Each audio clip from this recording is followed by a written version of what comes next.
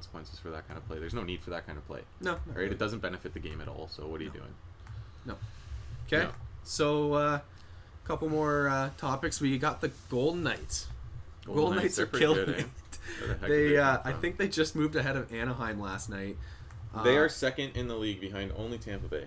Which is absolutely crazy for a expansion team. Like, Yeah, this is a team that people were saying, like, there was a poll earlier, and it's like, how many games are the Golden Knights going to win? And the majority of people said, like, 15 to 20. Yeah, they're expecting close to what Arizona is doing this year. Like, this was a team that was saying they were probably, like, it was going to give Colorado a run for worst team in expansion history.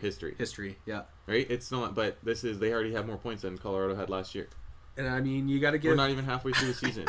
This team has 11 straight games with points. Yep, they're at home. They're 15-2-1, and away they're 10-7-1, which is pretty average.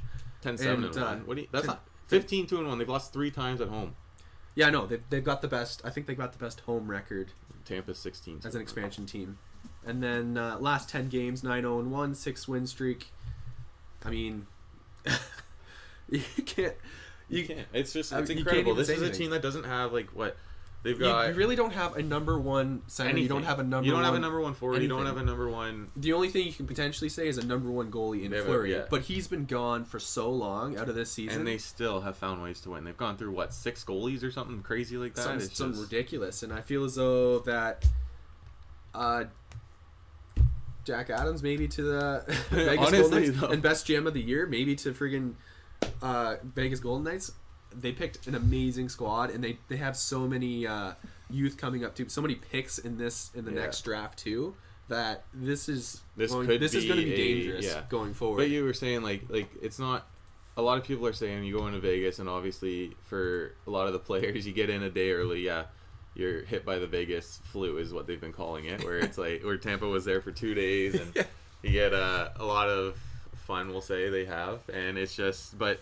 Then you go and look at their road record, and they're still above 500 on the road. It's not like they play. Yes, they play way better at home. But it's not like they play poorly on the road. It's not like they're just relying on. They've still got a winning record at away. So. Yeah, and these are guys like this is a team that isn't allowing crazy amounts of goal and outscoring opponents. No, like they're winning games in all kinds of ways. They're winning a lot of 1-goal games, a lot of 1-goal games late, a lot of 1-goal games in overtime. It's a lot. I feel as though. Personally, I think their team is just pretty much second and third liners. Their whole team is just second and third liners. Yeah, but which whole team is dangerous because you're dealing with, a second line all the time. Yeah. It's kind of like the Leafs team where you have 3 lines that could potentially be your top line. Obviously, Matthews is more your top line. Mm-hmm. It's just tough to deal with every night. I think that's why they're winning games. And last night showed that for the Leafs. Oh, for sure. But yeah, I think that has a lot to do with it. They're not really weak on any line, but they're not overpowering on any line, so they can play consistent line-to-line kind of hockey. Yeah, so, I mean, with how good Vegas Golden Knights are right now, looks like they're going to make playoffs. Yeah. They were thinking of selling, like, Neil, a bunch of guys with 1-year contracts. I mean, if it helps their team out, I guess, and if you make it to playoffs, I mean, if you get so many wins and then you trade these guys away and continue to get picks and stock up your system, you fall a little bit but still make playoffs, I think it's worth it.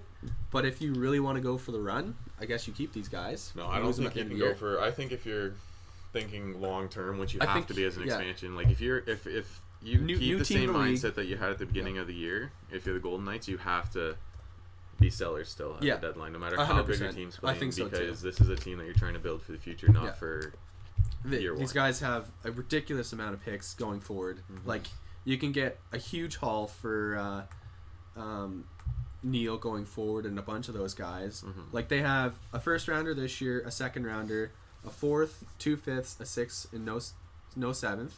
But then 2019 they have a first, 3 seconds, 3 thirds, a fourth, 2 fifths, a sixth, and a seventh. Yeah, it's pretty good. If you get rid of Neil, who's gone, you can do Riley's or you can't do Grupovsky. You can do David Perron, Marcia Show. Like if you trade these guys, you could get so many picks and half decent players that can play right now too. So I mean, Golden Knights are just going to be. They're in a good spot. They're going to be dangerous going forward. So Team Canada is also in a pretty good spot at the World Juniors. They have a chance to pretty much eliminate USA if the other games go right.